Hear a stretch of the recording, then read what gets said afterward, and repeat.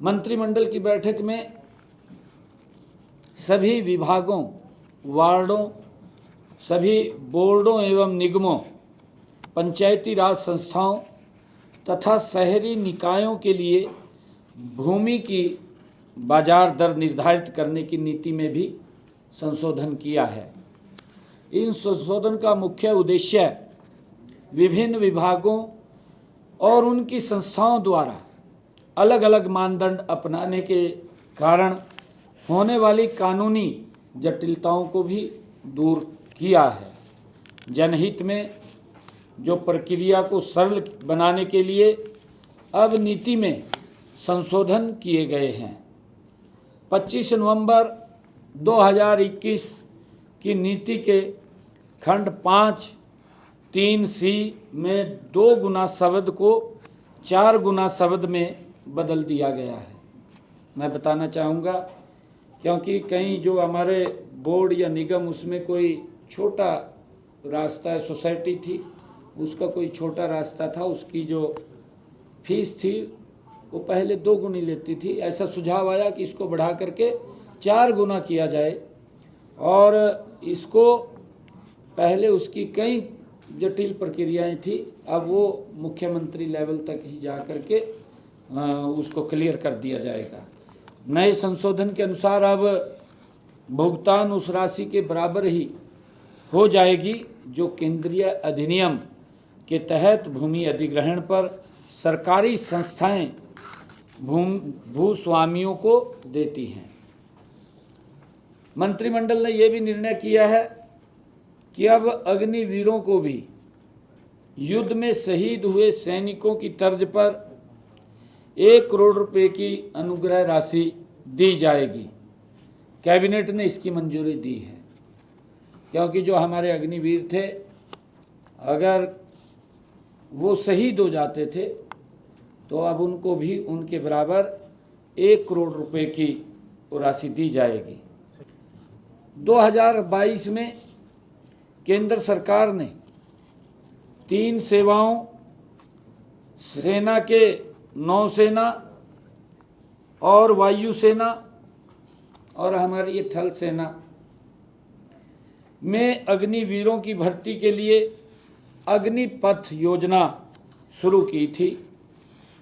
अग्निवीरों का पहला बैच अगस्त 2023 में सशस्त्र बलों में शामिल हुआ था। 2022-23 और 23-24 में हरियाणा के सभी जिलों में कुल 5120 अग्निवीर भर्ती हुए थे। 2024-25 के दौरान लगभग 2000 अग्निवीरों की हरियाणा से वो भर्ती हुई थी और अब उनके लिए जो निर्णय कैबिनेट ने किया है, ये भी किया है कि पहले ये अलग अलग उसके अंदर कैटेगरीज में रखा गया था कि पुलिस का जो कांस्टेबल है उसमें 10% रखेंगे, माइनिंग गार्ड है उसमें अलग रखेंगे और फॉरेस्ट गार्ड है उसके अंदर कुछ परसेंटेज वहाँ दी गई थी। परंतु अब मंत्रिमंडल ने ये भी निर्णय किया कि कांस्टेबल में उनको 20%, 10 की बजाय 20% वो उसके अंदर किया गया है। हरियाणा में पिछले दिनों हमने अपने बजट के अंदर भी इस बात की घोषणा की थी कि एक AI हब बनाने का, ग्लोबल हब बनाने का एक परियोजना को आज मंत्रिमंडल ने मंजूरी दी है, जिसका जिक्र हमने अपने जो बजट भाषण के अंदर भी किया था कि हम 2 स्थानों को अलग अलग उनका गठन किया जाएगा। गुरुग्राम और पंचकुला में ये हब बनाए जाएंगे। AI परियोजना पर कुल 4,474.39 करोड़ रुपए खर्च होंगे, जिसमें से विश्व बैंक से तकनीकी और वित्तीय सहायता भी ली जाएगी।